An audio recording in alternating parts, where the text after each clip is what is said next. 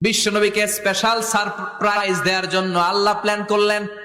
জিব্রাইল ডেকে বললেন, ও জিব্রাইল, আমার পেয়ারা নবীকে স্পেশাল সারপ্রাইজ দিব, কিন্তু এই সারপ্রাইজের গিফটটা তোমার হাত দিয়ে আমি দিতে চাই না, তুমি দিয়ে আসলে হবে না। আমার পেয়ারা নবীকে দুনিয়া থেকে টান দিয়ে আমার আরশের উপরে নিয়ে আসো।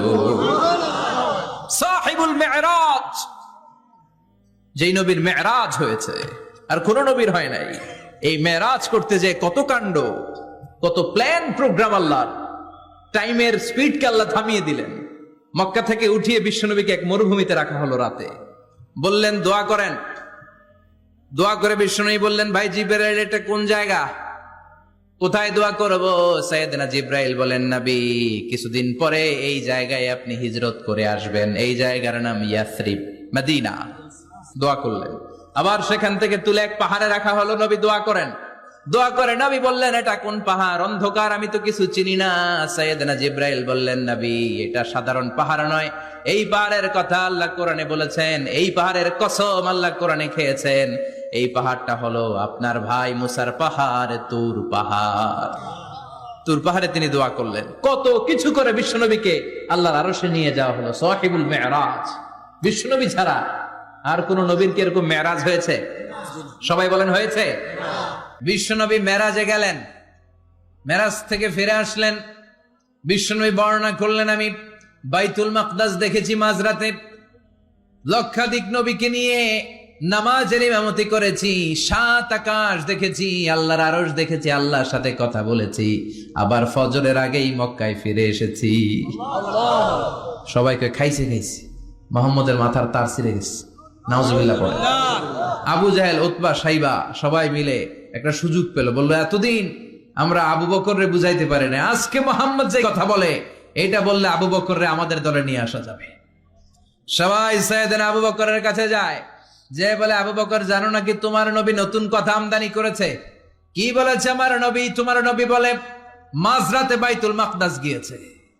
বাইতুল মাকদাসে তখন দ্রুতগামী ঘোড়া দিয়ে ছুটলেও যেতে লাগে 15 দিন।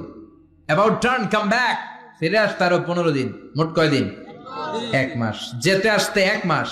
তোমার নবী মাঝরাতে নাকি বাইতুল মুকাদ্দাসে ইমামতি করছে, 7 আকাশ ঘুরেছে, আল্লাহর আরশ দেখেছে, আল্লাহর সাথে কথা বলেছে, আবার ভোর হওয়ার আগে নাকি মক্কার জমিনে ফিরে এসেছে।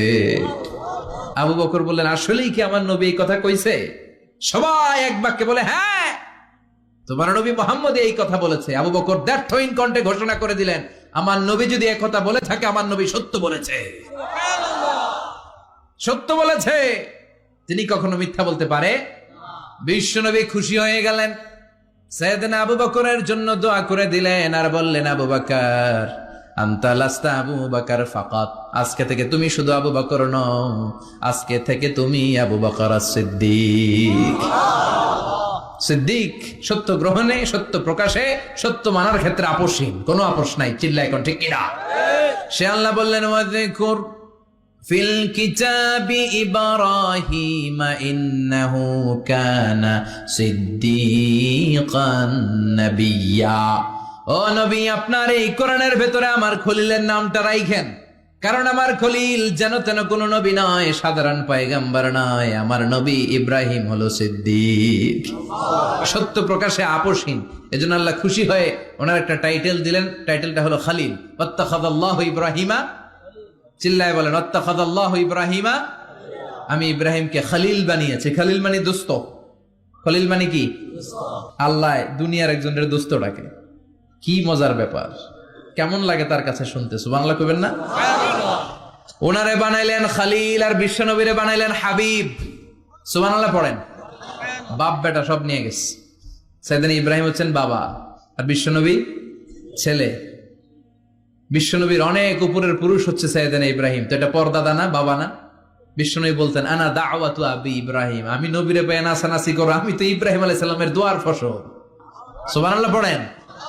এজন্য বাবা হলো খলিল, ছেলে হলো হাবিব।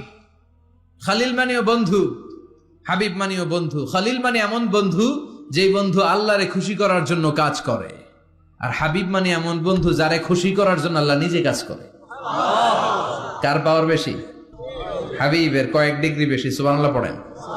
এরপর উনি হলেন সাহিবুস শাফা, শাফাতের মালিক।